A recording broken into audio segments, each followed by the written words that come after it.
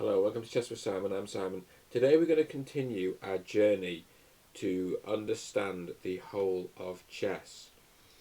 We are looking at the Italian game. This was a game played between Alexandra Kosteniuk and Vladimir Kramnik in the Tal Memorial Blitz in 2014. Kosteniuk was women's world champion. Kramnik is one of the greatest players in history. He was world champion. And I think some analysis of comparing players to computers showed that he is one of the most accurate players in history, a particular expert in the endgame, and also in the kind of e5 defence as black. Big pioneer of the Berlin defence, which we will come on to at some point, I'm sure, in this great journey. He played a lot of Berlins against Kasparov when he took the title from Kasparov. Anyway, today we're going to look at an Italian game and a great innovation in the Italian game, a great innovation on the black side. So what we've looked at so far is e4 from white, e5 from black, seizing the centre and allowing the pieces to develop. White attacks the pawn, black defends the pawn. White brings the bishop to a good square on c4, attacking the f7 pawn. Black moves his bishop to the corresponding square, c5. c3 from white, this is preparing d4. But black has time for knight f6, which attacks the e-pawn. White's playing d4. Black takes, white takes. Bishop b4 check. So a number of our previous videos have followed this lines. Bishop d2. Now what we have looked at historically is black taking on d2. But actually, Stockfish's favourite move at this point is the move that Kramnik plays. And actually, the minute it's played, it all makes sense.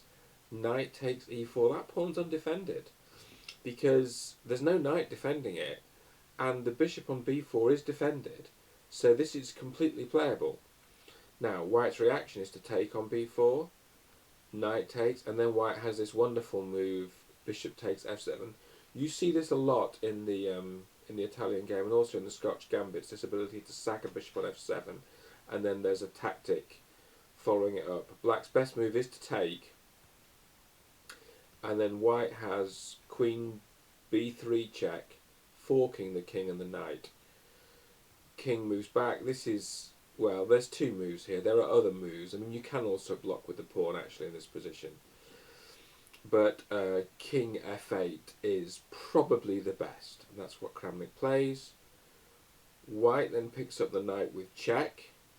The queen then blocks and sets up a discover check on white and is attacking the white queen. So white's only good move here is to take. Black takes back.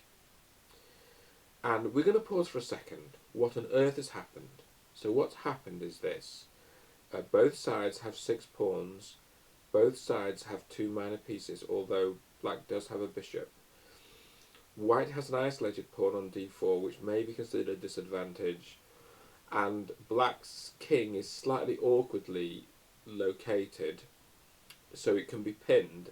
The knight can be pinned against the king in the near future after white castles. That's why the king ducks onto d8, which is a square. Actually, the king ends up in the Berlin defence as well, which is interesting.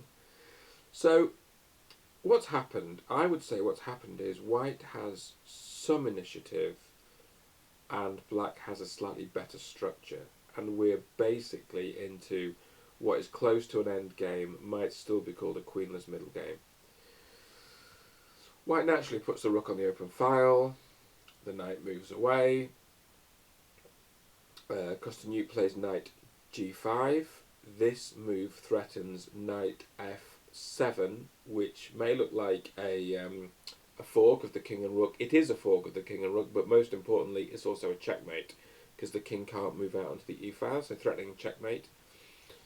The rook then moves to cover the f7 square. White develops a knight. Kramnik says, right, I don't want that knight around anymore, that's got to go away. So Kosteniuk moves it to e4. Now here actually the objectively best move, well, according to Houdini, is to take on e4. Stockfish prefers pawn d6.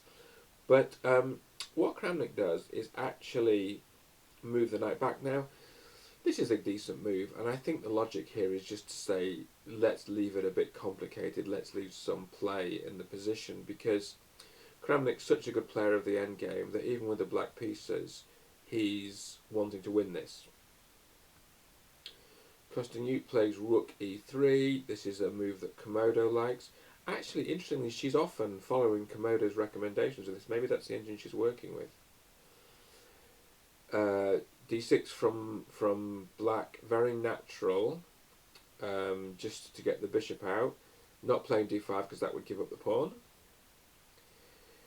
Kosteniuk plays rook c1. We see this quite often in the Italian, just onto that semi-open file. I mean, basically, there's an open file on the e file and there's a semi-open file on the c file. So, just targeting that pawn on c7, maybe with knight on b5 or d5, perhaps.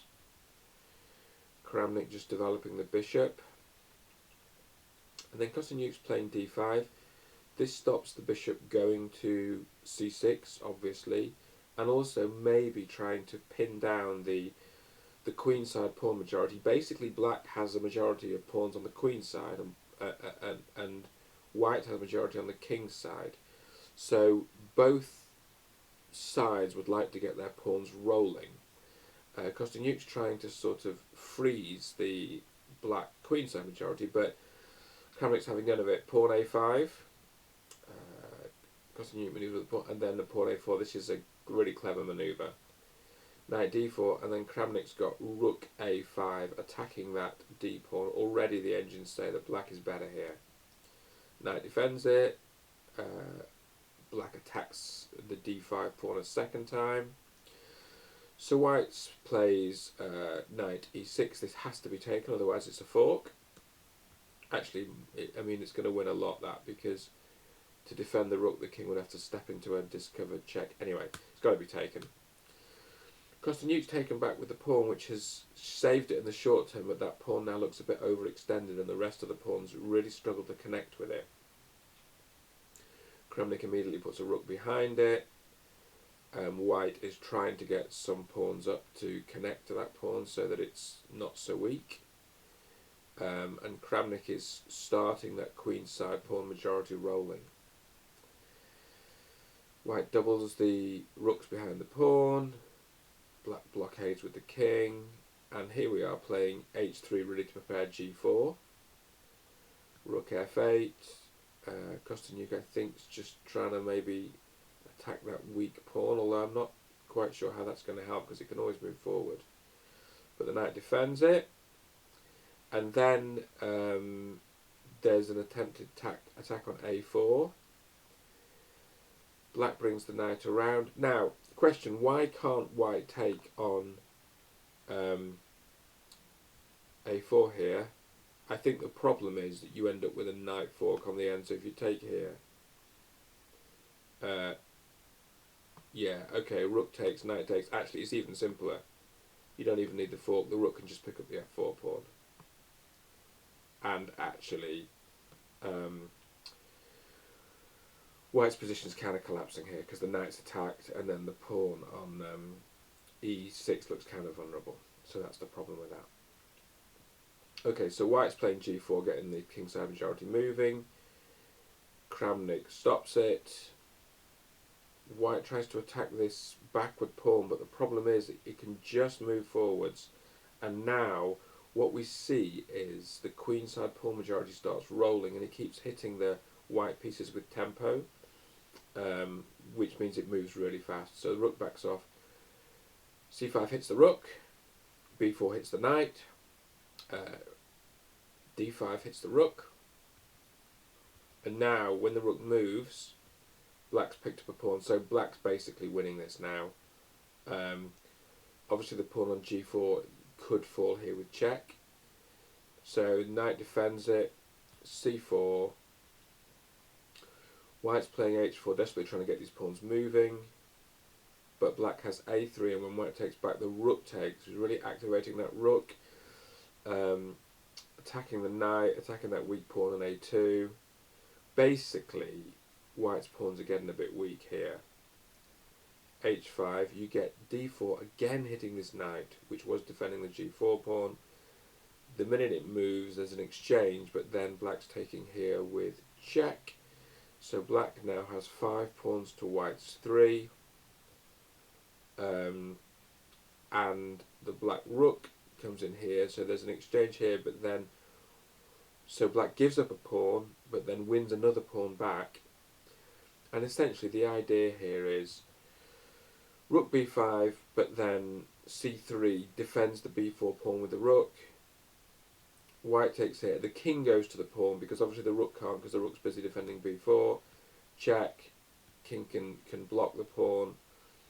The white king is trying to get to the pawns on the queen side. The problem is the pawn on the king side is running.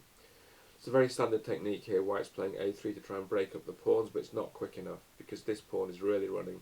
There's a check, black gobbles up that pawn and then puts the rook behind the pawn, and after one more check, king f7. Kosteniuk is a good enough player to know this is over. For instance, what could happen is the white rook could come to g1, black pushes, the rook goes to h1, and then black can take on a3, and by the time the white king has gobbled up those queenside pawns, the black king can come and threaten the rook.